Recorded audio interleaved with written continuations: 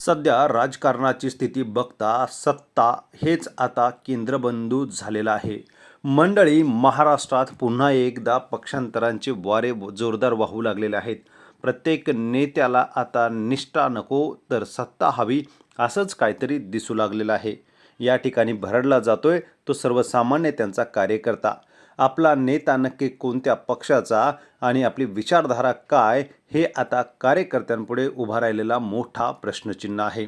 उद्धव ठाकरे यांनी मोठे केलेले दिग्गज नेते, पदाधिकारी आज त्यांना सोडून जाऊ लागलेले आहेत. उद्धव ठाकरे यांच्याकडे सत्ता नाही तर पैसा नाही, हे कार्यकर्त्यांना आता दिसून आलेलं आहे. त्यामुळे आता सत्ता कोणत्या पक्षाकडे आहे तिकडे जाण्याचा कल आता जोरदार सुरू झालेला आहे. अशातच उद्धव ठाकरे यांनी आत्तापर्यंत ज्या काही गोष्टी केल्या, पक्ष सोडताना ठाकरेंवरतीच अविश्वास आणि बोलक्या शैलीतून बरंच काही हे कार्यकर्ते बोलून जात आहे. मंडळी, खरं बघता तर ठाकरेने अनेक नेते तयार केलेले आहेत.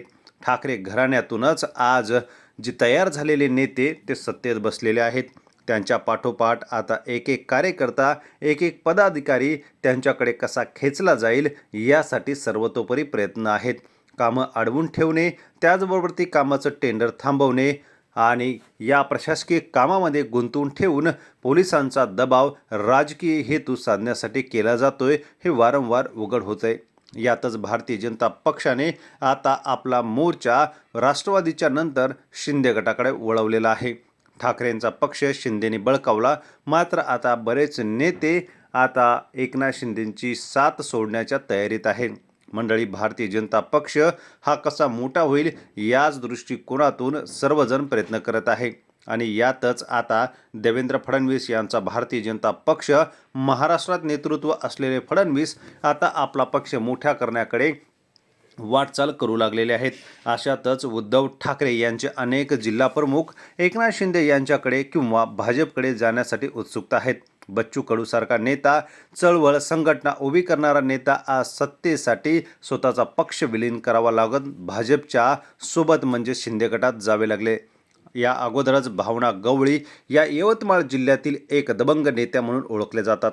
ठाकरे यांची साथ सोडत शिंदे गटाकडे गेल्या.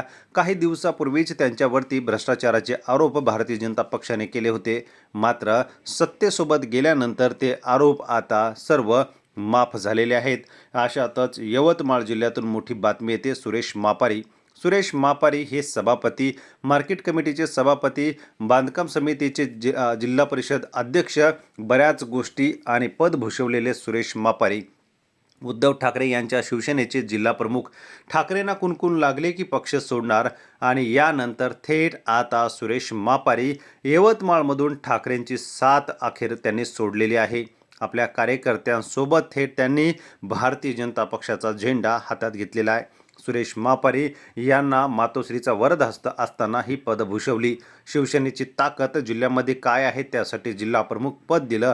मात्र आज ते सुरेश मापारी ठाकरेंची साथ सोडत भारतीय जनता पक्षासोबत गेलेले आहे. मंडळी, असे अनेक जिल्ह्यातील नेते आहेत की आता ठाकरेंची साथ सोडणं त्यांनाही आता सत्तेकडे खेचण्याचं पराक्रम सुरू आहे. ज्या उद्धव ठाकरेंच्या शिवसेनेने नाव, पद सर्व काही दिलं, मात्र आज तेच सत्ता नसल्याने ठाकरेंची साथ सोडू लागलेले आहेत. एकंदरीत बघता भारतीय जनता पक्षाला आपला पक्ष मोठा करायचाच आहे. त्यामुळे आता इतर पक्षातील नेतेच फोडून भारतीय जनता पक्ष मोठा झालेला आहे.